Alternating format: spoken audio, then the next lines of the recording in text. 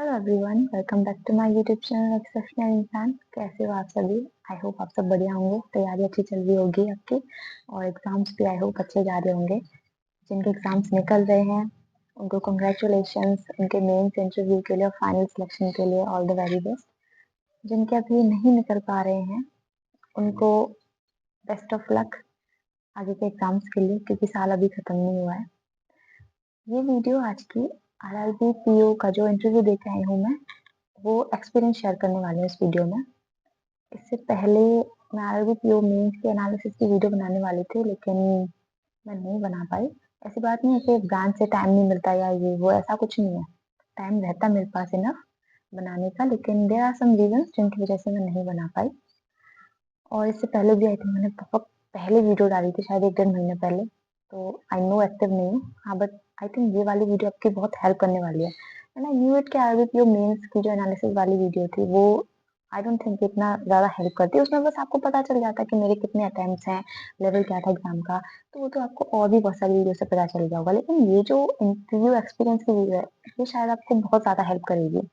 और इस वीडियो में अपना एक्सपीरियंस शेयर करने के बाद लास्ट में मैं कुछ वो चीजें शेयर करूंगी जो कि आई थिंक वो आपके इंटरव्यू में आपको 95% तक हेल्प कर सकते हैं।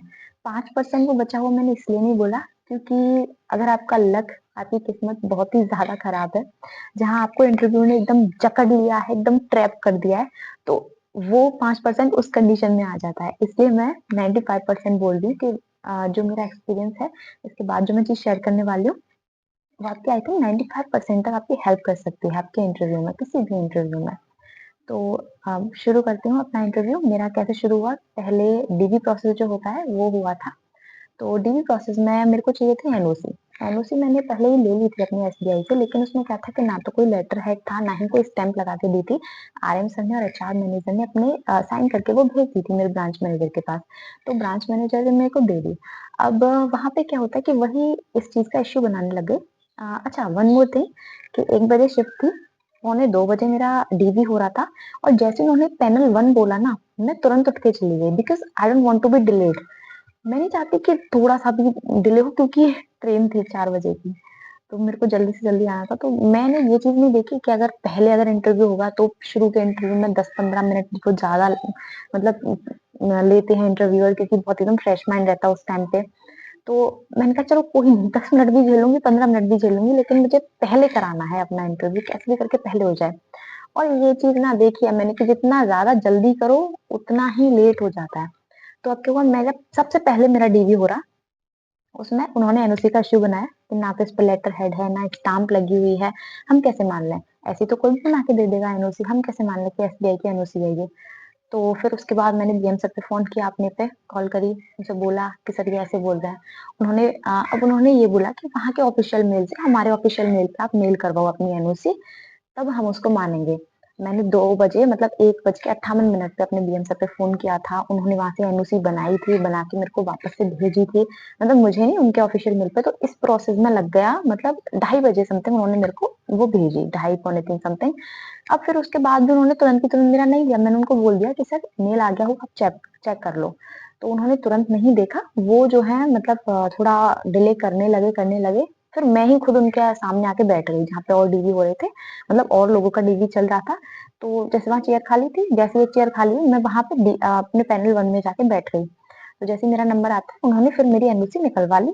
तो निकलवा के फिर वो देखने लगे, तो उन्होंने उस टाइम पे पास कर दी।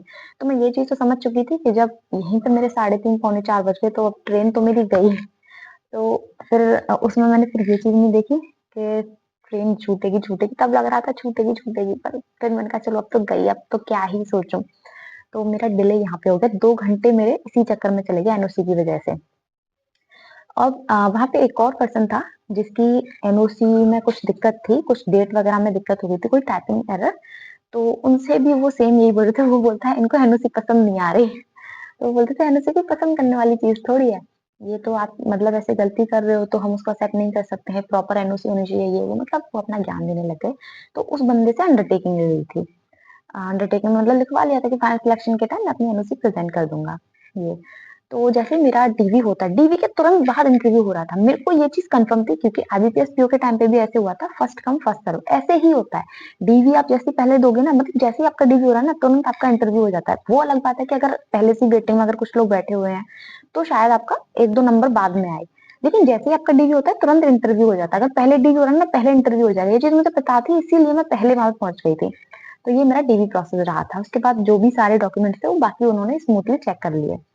हाँ, वन मोर थिंग कि एफआईआर मैं लेके गई थी प्री वाले एग्ज़ाम में, क्योंकि मेरा मेंस लखनऊ में था, सॉरी कानपुर में था, और मैं जब तक यहाँ से घर से निकल चुकी थी, प्री का एडमिट कार्ड मैं घर पे ही भूल गई थी। बिल्कुल भी ध्यान नहीं था कि प्री का भी ले जाना होता है। तो मैंने एफआईआर लगा दी। तो डीवी के टाइम उन्होंने मेरे से बोला कि प्री का एडमिट कार्ड कहाँ गया? मैंने कहा सर वो खो गया था, इसलिए एफआईआर लगा दी थी। कहाँ खो गया? तो मैंने उनको ऑनेस्टली बता दिया कि सर ऐसे-ऐसे घर पे रह गया था। तो उन्होंने बोला आप लेके आए हो? मैंने कहा सर नहीं लेके आई। तो उसमें थोड़ा टाइम, मतलब उन्होंने कुछ पूछ लिया मेरे से, ऐसे ही पूछने लगे, तो मैंने उसको ऐसे करके थोड़ा टाल दिया। तो उन्होंने बोला फाइनल सिलेक्शन के टाइम पे ले आना अगर हो तो आपके पास। मैंने कहा ठीक है सर। अब इंटरव्यू में क्या होता है कि जैसे ही मैं वहाँ पे एंटर करती हूँ, वहाँ पे वेटिंग में कोई भी नहीं था, एक भी पर्सन नहीं था। मैं ही गई, मेरे से पहले एक जने का इंटरव्यू हो रहा था, तो मेरा ही नंबर था नेक्स्ट अगला। तो जैसे ही मैं वहाँ पे एंटर करती हूँ, मैंने उस टाइम शाम हो गई थी, तो मैंने गुड इवनिंग बोला। 4 लोग थे मेरे उसमें, 3 मेल 1 फीमेल। जाके मैंने गुड इवनिंग किया, उन्होंने मेरे को सीट के लिए बोला, मैं बैठ गई। फिर उन्होंने मेरे से मेरा नाम पूछा। मेरे से बोलते हैं आपका शुभ नाम? मैंने कहा था सर रोशनी। फिर मैंने कुछ ज़्यादा इसलिए नहीं बोला क्योंकि वो बोलते हैं ना कि जितना पूछ रहे हो उतना बताओ। अभी वो मेरे से सिर्फ नाम पूछ रहे हैं, मैं अपना पूरा इंट्रोडक्शन देने लग जाऊँ, बहुत ज़्यादा वियर्ड हो जाएगा ना ये, तो इसलिए मैंने सिर्फ अपना नाम बताया। और शायद इसी में शायद मार्क्स वग भी चले जा सकते थे अगर मैं अपना और ज़्यादा इंट्रोडक्शन देने लग जाती कि वो सिर्फ नाम पूछ रहा हूँ, मैं अपना ये बताने लग जाऊँ कि मैंने ग्रेजुएशन यहाँ से किया, फलाना-ढिकाना। इंट्रोडक्शन थोड़ी माँग रहा है, वो सिर्फ नाम पूछ रहा है। मैंने बोला सर रोशनी। फिर वो बोलता सॉरी, शायद सुना ही नहीं दिया होगा, शायद ठीक से ऐसा हो सकता है, बट मैंने सही से ही बोला था। तो फिर मैंने अगेन रिपीट कर दिया सर रोशनी। फिर बोलता है अच्छा। फिर मेरे से बोलता है कि आपने क्या किया है स्टडीज़ में? मैंने कहा सर मैंने बीएससी करी है। फिर बोलते हैं कि अच्छा बीएससी, तो उनके पास वो फॉर्म था मेरा एप्लीकेशन वाला, तो वो मेरे से बोलते हैं कि बीएससी में क्या किया है? फिजिक्स, केमिस्ट्री, फिजिकल एजुकेशन, मतलब वो खुद ही बोल रहे थे इतना। फिर मेरे से बोलते हैं कि अच्छा रोशनी, आपका इन तीनों सब्जेक्ट में सबसे ज़्यादा स्ट्रॉन्ग क्या रहा है? आपको अच्छा क्या लगता था? मैंने कहा सर फिजिक्स। तो वो मेरे से क्वेश्चन पूछते हैं वो फिजिक्स में से कि जो इंद्रधनुष होता है, मैं उनके वर्ड्स को रिपीट कर रही हूँ जैसे उन्होंने मेरे से पूछे थे, कि जो इंद्रधनुष होता है उसको हम सॉरी, जो इंद्रधनुष होता है उसके जो 7 रंग होते हैं, उनको आप सीक्वेंस में बता सकते हैं? मैंने बोला हाँ सर, वो मैंने बता दिए, विबग्योर में होते हैं वो, मैंने बता दी सर, विबग्योर में रहते हैं वो। तो मैंने उनका सातों कलर्स को मेंशन कर दिया। फिर बोलते हैं अच्छा रोशनी, अगर ये सातों रंगों को हमें एक रंग में अगर करना हो कन्वर्ट, तो वो कैसे करेंगे? तो वो भी मैंने बता दिया कि सर प्रिज्म लगा के। तो वो थोड़ा स्माइल किए, मैंने कहा ठीक है। फिर बोलते हैं कि अच्छा रोशनी ये बताइए कि जैसे आपने बताया कि 7 रंगों को एक रंग में कन्वर्ट कर दिया जाएगा, तो इससे आपको सीख क्या मिलती है? कुछ सीख मिलती है आपको? अगर आपको ब्रांच मैनेजर बना दिया जाए, तो वहाँ पे आप इस चीज़ को कैसे अप्लाई कर सकते हैं? मैंने कहा तो मतलब इससे तो फिर वो यूनिटी ही समझ में आ रही थी कि 7 रंग एक में हो रहे हैं कन्वर्ट, तो मतलब यूनिटी वाली चीज़ समझ में आ रही है। तो मैंने वही चीज़ वहाँ पे अप्लाई कर दी कि सर अलग-अलग कस्टमर्स आएँगे अलग-अलग तरीके के, तो मतलब हम हमारा जो पूरा स्टाफ है, उनको यूनाइट रह के चलना पड़ेगा। सबको मतलब कोऑपरेट करके चलना पड़ेगा, तो इससे हमें यूनिटी शो होती है। तो बोलते हैं ठीक है। फिर उसके बाद हाँ, फिर उसके बाद उन्होंने नेक्स्ट जो है सर को पास कर दिया। तो उन्होंने मेरे से बोला कि रोशनी आप एसबीआई से हो, तो आप बताइए कि आपके वहाँ क्या काम है, क्या करती हैं आप वहाँ पे?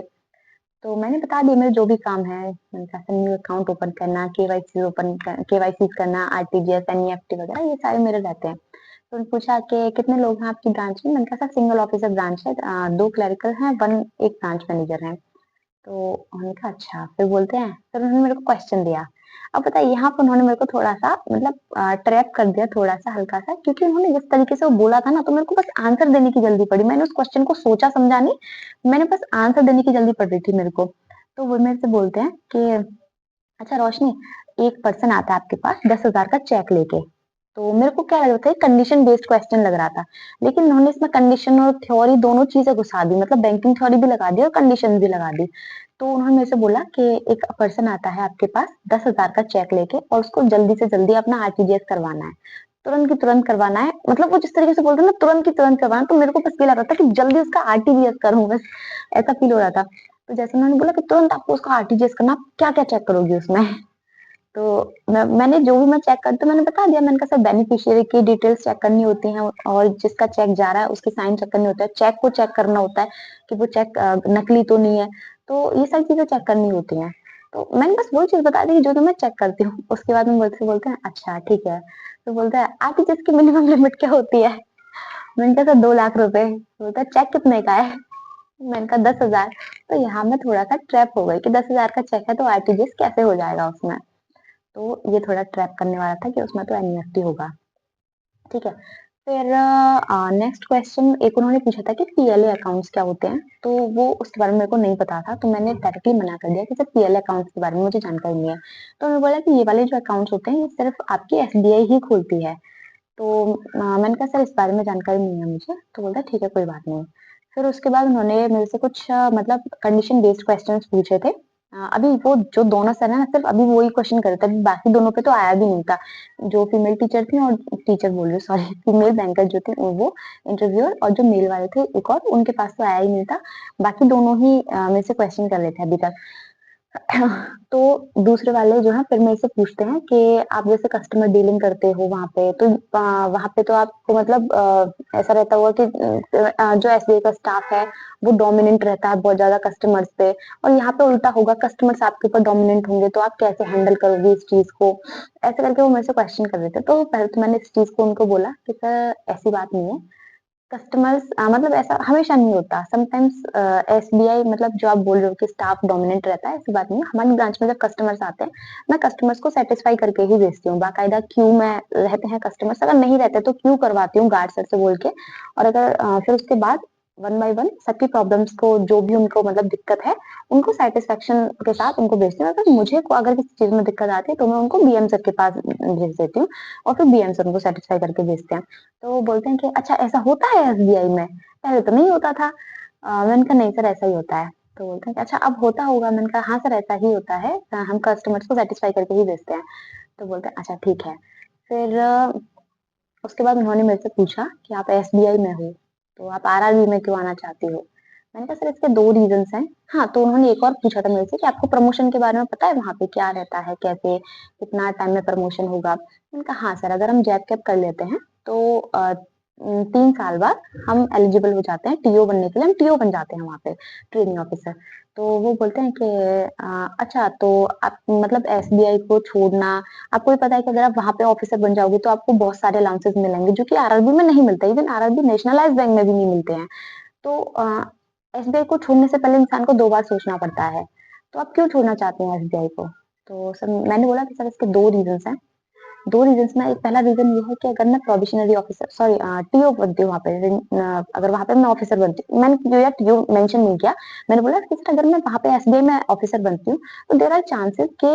एसबीआई में मेरे को ऑल इंडिया में कहीं पे भी ब्रांच मिल सकते हैं वो मेरे को कहीं पे भी पोस्ट कर सकते हैं लेकिन वहीं पे अगर मैं आरआरबी में ज्वाइन करती हूँ आरआरबी में ऑफिसर बनती हूँ तो वो मेरे को मेरे ही स्टेट में रखेंगे यूपी में ही रखेंगे यूपी से बाहर नहीं भेजेंगे तो मेरे से बोलता है कि यूपी बहुत बड़ा है रोशनी यहाँ पे भी बहुत इंटीरियर जगहों पे भेज देते हैं तो मैंने बोला सर कि अगर ये इंटीरियर वाली ही बात है तो सर मैं भी गांव से बिलोंग करती हूँ वो मेरे को कहीं पे भी भेजते हैं मैं भी एक रूरल एरिया से बिलोंग करती हूँ और मतलब मैं वहां पे सरवाइव कर सकती हूँ मेरे लिए ऐसा नहीं है कि मैं शहर से जा रही हूँ गाँव में तो मैं सरवाइव नहीं कर पाऊंगी या कैसे भी तो गाँव में बहुत रही हूँ मैं रहती हूँ गाँव में तो मेरे लिए वो पॉसिबल होगा कर पाना वहां पे तो बोलते हैं ठीक है गुड रोशनी फिर थोड़ा बहुत वो अप्रिशिएट भी कर रहे थे वहां पे ऐसे फिर उसके बाद उन्होंने तीसरे सर को पास कर दिया ये अभी तक ये दोनों ही कर रहे थे फिर तीसरे सर को उन्होंने पास कर दिया तो तीसरे वाले जो क्वेश्चन कर रहे थे वो थोड़े से मतलब ऐसे क्वेश्चन थे जैसे उन्होंने 2 सवाल किए थे मेरे से बस और उन दोनों सवालों में पहला सवाल ये था